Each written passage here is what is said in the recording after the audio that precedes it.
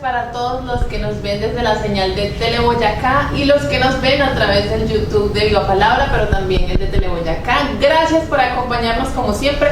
Hoy no está el maestro J. Villaza, pero está en la comunicadora de Viva Palabra para acompañarlos. Mi nombre es Lorena Montes y hoy, como siempre, pues tenemos una programación llena de cuentos, llena de historias, llena de invitados, como siempre.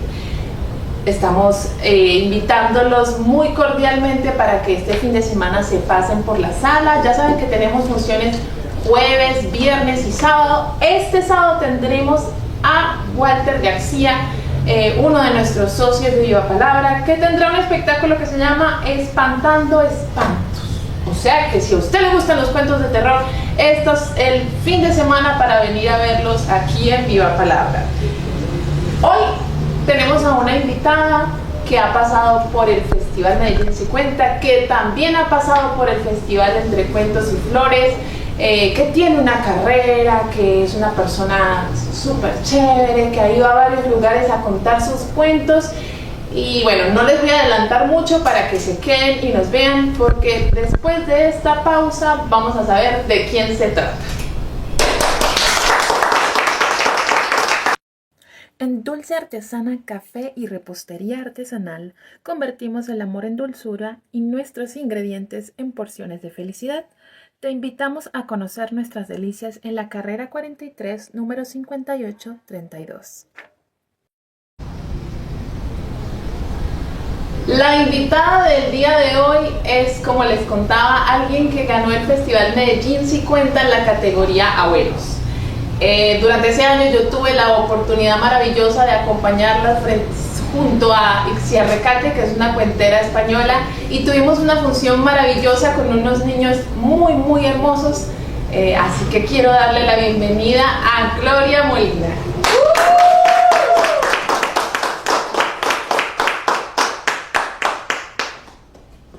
Gloria, siempre es un placer para nosotros tenerla por aquí. Cuénteme, ¿cómo se siente el día de hoy? Saluda a nuestros televidentes. Pues un cordial saludo. Les cuento que cuando venía estaba muy emocionada, porque es como llegar uno a las raíces, como a la memoria, como a esas entrañas donde se genera la palabra. Y eso siempre tiene que emocionar, ¿cierto? Más cuando es un lugar o un espacio que representa tanto. Porque creo que es una labor titánica el poder elevar la palabra a la dimensión real que debe tener, al tema de la oralidad, al tema de la costumbre, al tema de transmitir con la palabra. Entonces, claro, uno en este espacio no tiene siempre por qué emocionarse. Bueno, yo la oigo tan apasionada con los cuentos y yo creo que antes de hacerle cualquier otra pregunta es ¿cómo llegó usted los cuentos a contar a la cuentería? ¿Cómo fue esa experiencia? Pues es una situación como un poco anecdótica, porque yo creo que, igual que me pasa, soy arquitecta con los proyectos, uno no sabe si son los proyectos los que lo buscan a uno y le matan el ojo, o es ellos los que lo buscan a uno. Yo trabajé 27 años como arquitecta en la Universidad de Antioquia. Tuve el privilegio de poderme formar y hacer espacios donde se genera el conocimiento. Y me acuerdo al otro día de haberme jubilado que me senté a desayunar y empiezo a ver el periódico, cuando en el periódico había un letrero que decía quiere aprender a contar cuentos. Y como siempre le dicen a uno que cuando estés jubilado siempre esté activo. Entonces yo dije, ¿cómo aprender a contar cuentos? Y como me han gustado las historias y eso, dije, bueno. Entonces yo cogí y llamé al número que aparecía ahí, no dudé un minuto. Me contestaron de Viva Palabra, y yo Viva Palabra. Y cuando me contestan, pregunto del curso y me dicen, no, es que el curso empieza este sábado. Y yo, este sábado, ¿y cuánto vale? Tanto.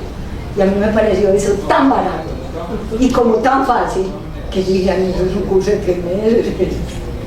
Preciso, yo estaba sentado aquí en el auditorio, ese día, me acuerdo perfecto, cuando llegué y veo que los compañeros míos tenían la facultad de ser de todas las edades, de todos los estratos, indistinto de credo, indistinto de todo, que esa combinación me encantó y me atrapó.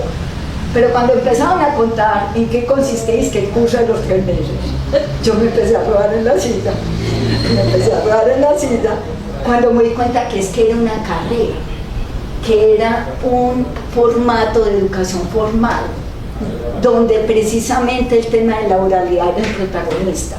Y cuando me di cuenta de que además tenía 5 materias, 5 asignaturas y que había que presentar exámenes.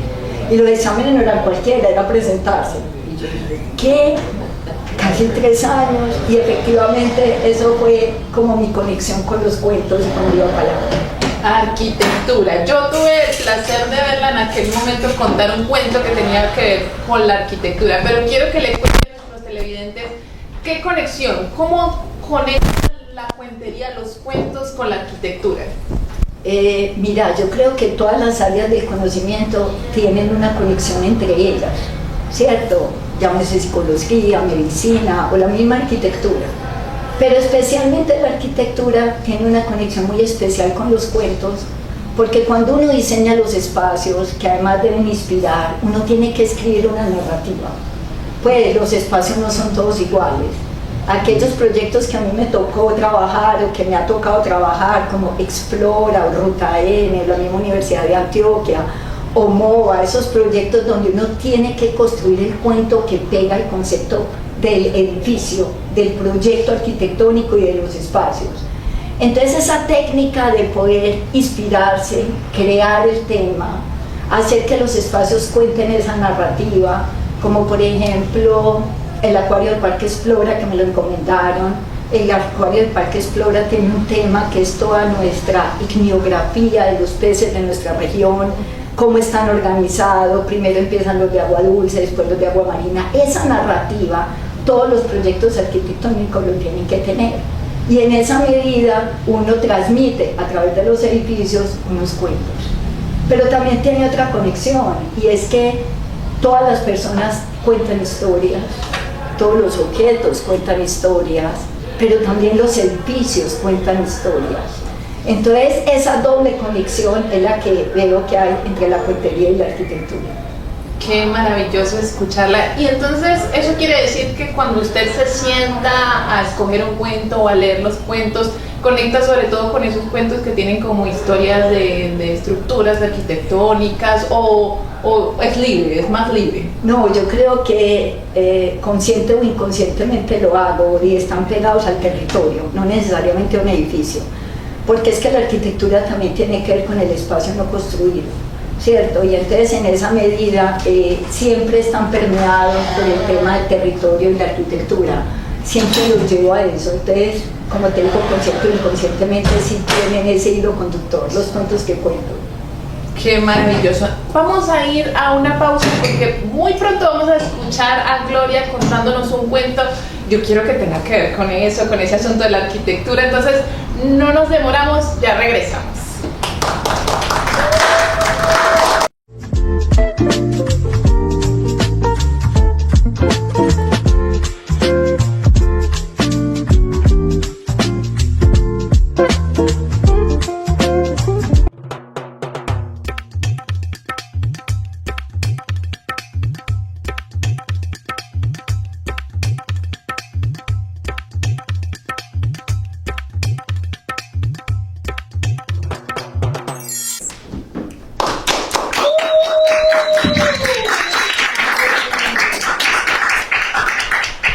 Buenas.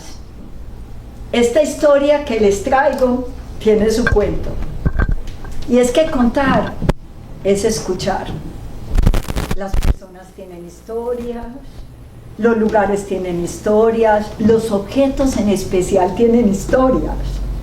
Esta que les vengo a contar es porque es un cuento real que me tocó vivirlo cuando trabajaba como arquitecta en la Universidad de Antioquia. Y es que trabajé 27 años en esa universidad, una universidad que ya tiene más de 220 años. Pero esta en específico se refiere a uno de los edificios más emblemáticos que tiene la Universidad de Antioquia, que es la Facultad de Medicina, una facultad de 150 años. La Facultad de Medicina, que nace en el centro de Medellín, pero después se traslada al frente del Hospital San Vicente de Paúl, fue diseñada por uno de los arquitectos más famosos de Medellín, pero que era un belga. Muchas cosas en Medellín la hicieron los extranjeros. Ese arquitecto se llama Agustín Gobas y le encomendaron el diseño del Hospital San Vicente como la Facultad de Medicina. Esa Facultad de Medicina tiene hoy dos edificios que son patrimonios, el edificio de bioquímica y el edificio de morfología. Cuando yo entro como arquitecta a trabajar en la Universidad de Antioquia, pues yo estaba más bien sardina, pero me encomendaron, yo diría que el trabajo más difícil que me tocó hacer. ¿Y qué era? La Facultad de Medicina ya estaba muy viejita y todas sus redes, le digo yo, todo el tripitorio de esa facultad, todo lo que está por dentro estaba podrido. Ya ni se abrían las canillas y salía el agua, eso estaba, pues como dicen, llevado al diablo. Pero como cosa rara, los médicos lo que querían era arreglar la fachada del edificio. O sea, les dije yo, ¿cómo así? O sea, usted tiene un paciente y le quiere hacer una cirugía plástica en la nariz y resulta que el paciente tiene un cáncer. No, aquí lo primero es arreglar todo lo de adentro, pero ¿qué pasa? Eso no es tan popular porque eso no se ve. Igual pasa con el cuerpo, pues todo el tripitorio, eso no se ve. Entonces, hasta que los convencí de que ese era el trabajo.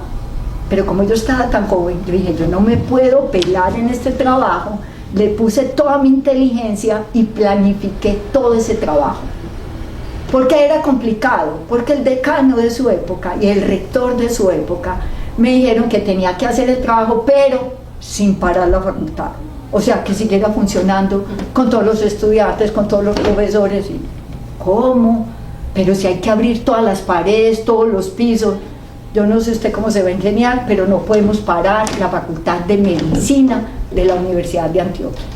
Así fue que yo planeé eso como un juego de ajedrez. O sea, intervenir un lugar, pasar ese para otro, después para otro, para poder intervenirla sin que cambiara su funcionamiento. El primer día de trabajo, que eran más o menos 100 trabajadores, me estaban esperando, es que a la doctora. Y yo estaba, madrugué más de lo que era, porque les digo, pues no dormí, pensando en eso. Cuando llego, encuentro a todos los trabajadores pegados de un muro curvo que tiene el edificio de morfología, un edificio antiguo, hermosísimo, todos pegados de la pared así. Ay, doctora, ¿qué pasó? Pues, descalmándome valor, ¿qué pasó?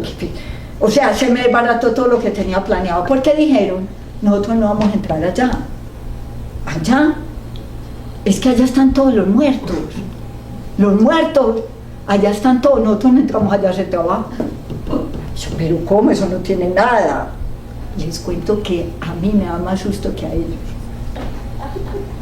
Entonces eso no tiene nada, esperen y verá. Yo entro, empecé a caminar ese muro curvo que hace como una antesala, cuando llego a una puerta que tiene ese edificio que más o menos es de 3 metros, que tiene además como unos vitrales, y que cuando abro la puerta, yo ya había entrado pero muy poquitas veces, ahí mismo abro y cierro la puerta y ellos allá se quedaron. Me empezaron a llorar los ojos, porque ese ambiente estaba lleno de formol, el formol para conservar los muertos, que te hacen que empieces a lagrimar. Y yo con esos ojos húmedos me acerco al primer muerto, que además están acostados en unas mesas de concreto. Y cuando yo me acerco, miro al primero y se me quitó el susto. ¿Por qué? Porque son totalmente inexpresivos, porque parecen muñecos, porque claro, no tienen vida. Y eso se me fue. Pero me quedé pensando qué hacer para convencer a todos esos trabajadores que estaban allá de que entraran. Y se me ocurrió algo que, como dicen por ahí, la Santísima Trinidad me iluminó. Y dije, no, ya sé, le voy a poner nombre a cada uno de esos muertos, para que ellos crean que están vivos y no están muertos.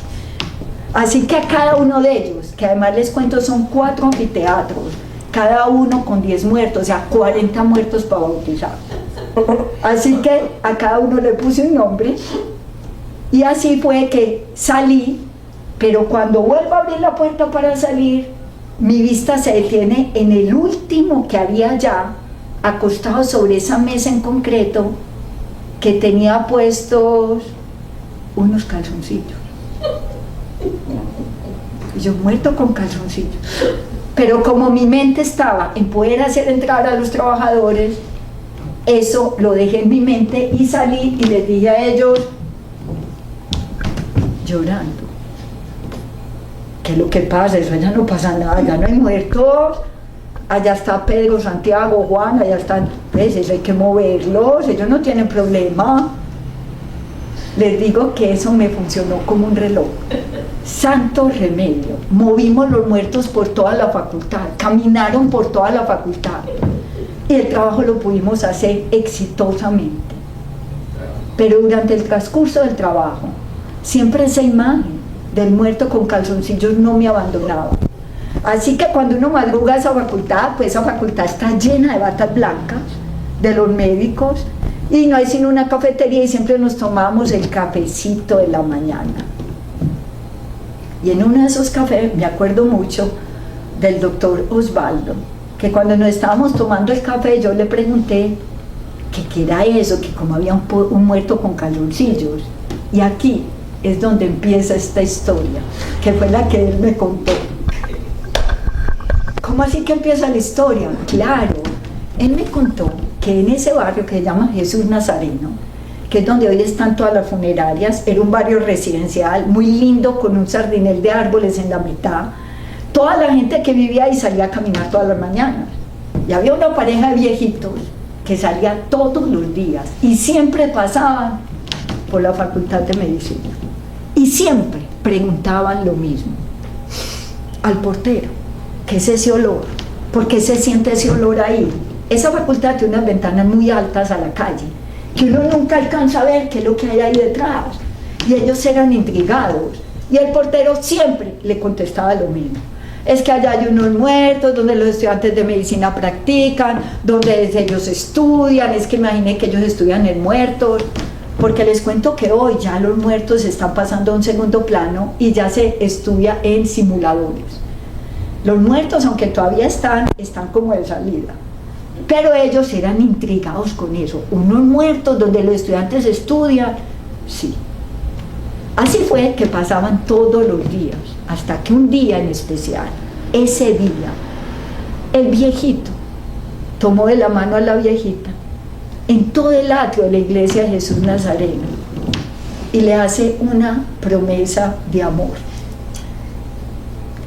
Él le dice a ella que el día en que se muera uno de los dos, se tienen que prometer que lo llevan de vuelta a la Facultad de Medicina.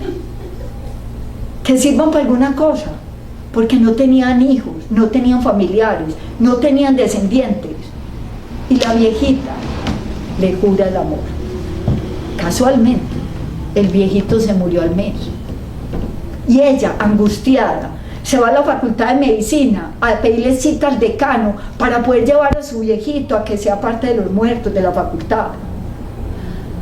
Claro, el portero casi no la deja entrar, pero dijo, es que yo pasaba por aquí todos los días, usted no se acuerda de mí. Hasta que fue tanta la insistencia que el decano la recibió y lo convenció de que lo dejara, porque les digo que hasta para ser muerto hay condiciones.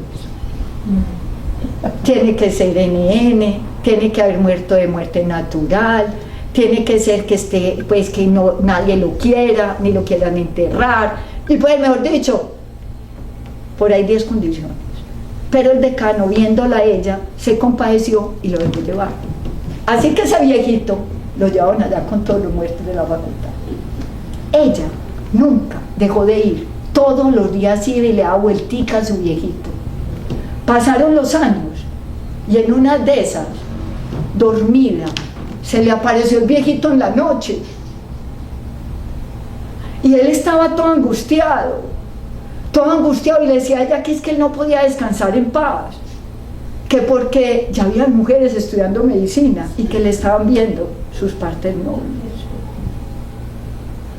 La viejita toda angustiada, no sabe qué hacer, dice, no, ¿cómo, mi viejito?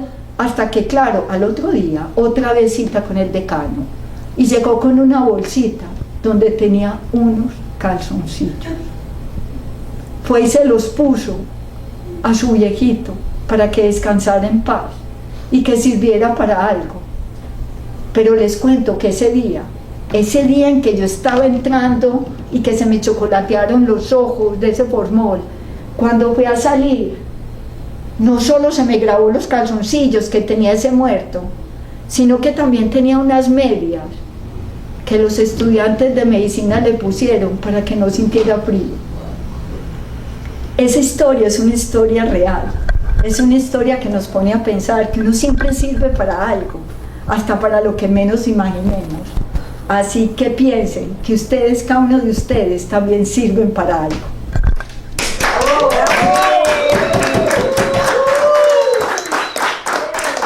La Butaca Editorial es la editorial de los cuenteros de Medellín. Si quieres conocer sus libros, visita en Instagram @labutacaeditorial.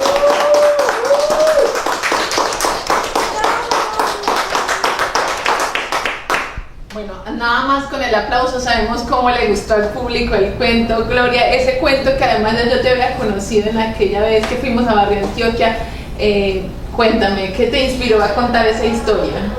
Mira, la mayoría de los cuentos que escojo para contar son cuentos donde quiero como tocar vidas, como mandar mensajes, como ser inspiración y generar reflexión. No quisiera que el público que me oye se vaya como si fuera un cuento más, sino que los ponga a pensar. Hay veces un cuento que una vez conté y alguien se me arrimó llorando y me abrazó, y es porque le toqué la fibra de alguna forma sin querer queriendo. Este cuento en especial es un cuento real que nace de mi actividad profesional en la Universidad de Antioquia y que en ese momento me impactó tanto que yo dije, es que uno siempre sirve para algo, ¿cierto? Aunque usted no lo crea, uno siempre trae un mensaje que le sirva a alguien para algo. Y entonces es tan insólito el cuento que comprueba que efectivamente uno siempre sirve para algo, y por eso es que lo escogí, o él me escogió a mí. Además, un cuento entre terrorífico pero con sus tintes de humor. Yo tuve la oportunidad maravillosa de verla, contárselo a niños que lo disfrutaron muchísimo. Cuéntame, ¿has contado antes para niños esa experiencia? ¿Cómo la sientes? Mira, pues no es como mi preferencia, no es como mi estilo, pero sí he contado. Uno en especial me tocó, yo tengo familia de médicos, enfermeras, médicos, especialistas, y me invitaron una vez a contar en el pabellón de pediatría de la Clínica Noel, y tuve la experiencia con esos niños, y conté varios cuentos, y ellos quedaron tan demasiado impactados que robarle la sonrisa a un niño que está enfermo es como parte de cumplir su cometido. Entonces sí lo he hecho. Otro que me tocó en una fundación de niños en Llano Grande, también como esos niños como huérfanos, como desamparados, y poderles llevar la alegría y construir cuentos. Además los pongo a contar conmigo, entonces ellos también son cuenteros. Qué maravillosa experiencia. Entonces, Gloria, nos contabas que estás jubilada, pero veo que estás trabajando con los cuentos, a través de los cuentos. Cuéntanos en qué proyectos estás, qué estás haciendo con los cuentos, si hay algún proyecto por ahí. Sí, mira, mi vida profesional, pues fui arquitecta en la Universidad de Antioquia, me tocaban todos los proyectos de esa universidad, pero mientras estuve ahí durante 27 años también me robaron para unos proyectos icónicos de ciudad. Como les contaba, el Parque Explora, el Acuario del Parque Explora, Ruta N, la misma universidad, Paraninfo de la Universidad de Antioquia restaurándolo por 11 años, la CIU, la Sede de Investigación Universitaria, donde hay 1.200 investigadores, y proyectos que se hacen a medida que los caminas, o sea, no son proyectos que tengan referente, sino que uno los tiene que inventar a medida que los va haciendo, entonces son retos muy buenos pero muy difíciles. Una vez me jubilé, seguí trabajando y me llamaban por otros proyectos muy bacanos también, como en Palmira Valle, que es el banco de semillas para el mundo. Y en esos proyectos que son tan grandes y tan especiales y que impactan tanto en la sociedad, mucha gente los quería ver. Entonces mientras estábamos haciendo el acuario, que gente quería ver el acuario. Y en construcción yo llevaba a la gente y les explicaba. O la CIU me tocó atender más de 1000 visitas a ese edificio porque eran edificios muy representativos y salió desde lo convencional. Entonces cuando me jubilé, dije, después de que ya me gradué como cuentera, dije, voy a juntar las dos cosas. Entonces creé un emprendimiento que son unos recorridos urbanos por Medellín, pero unos recorridos no diseñados para los turistas, diseñados para la gente de Medellín, porque me di cuenta que la gente de Medellín no conoce Medellín. Les hablaba de un lugar y no sabía ni dónde era, ni qué era eso, nada. Por ejemplo, el Paraní fue la Universidad de Antioquia, que es el edificio más antiguo que se conserva de la ciudad. Esa zona de donde nace la universidad hace más de 220 años, y que entonces la gente no sabía nada. Entonces lo que hice fue construir una narrativa de recorridos por Medellín. Son 5 recorridos, y que se llaman, el programa se llama Reconozcámonos, o sea, volvámonos a ver. ¿Cómo es que tú vives en una casa que no sabes para dónde va? ¿Cómo es que tú vives en Medellín y no sabes Medellín a qué le está apuntando?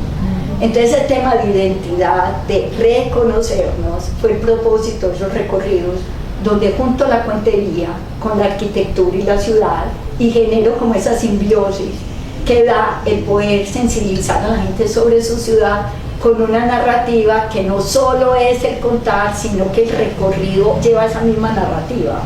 Entonces juntar el caminar, los edificios, los lugares, con los cuentos que hay detrás de todos esos edificios y de los proyectos, hice ese emprendimiento y relativamente me dio bien. O sea que si se antojan, es sino que me busquen y armamos un recorrido para cuenteros, ¿cómo será lo difícil? Entonces nos contabas que son 5 recorridos. Sí. ¿Cuáles son exactamente? Porque sabemos que hay muchas zonas de la ciudad que son representativas e históricas, como el barrio Prado Centro, como esta zona que decías del Paraní, como la zona del Museo de Antioquia. ¿En qué partes específicamente te localizan los recorridos? Mira, los recorridos los bauticé con un nombre muy sugestivo que tiene con eso de reconozcamos. Entonces el primero de ellos, como el más icónico, es el centro de Medellín. Y el centro de Medellín se llama Conoce tu centro. ¿Cuál es tu centro? ¿Cuál es tu sentido de vida? ¿Cierto? Porque el corazón de la ciudad, que es el centro de Medellín, se llama tu centro. Entonces se llama Conoce tu centro. Ese recorrido, además de montar en el metro y contarles qué es el metro,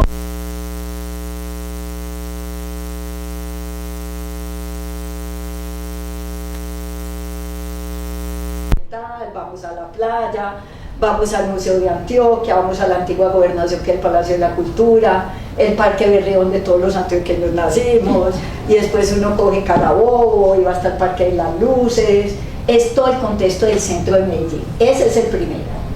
El segundo se llama Conoce tu centro cívico, y es todo el tema administrativo y centro de Medellín, pero administrativo y cívico.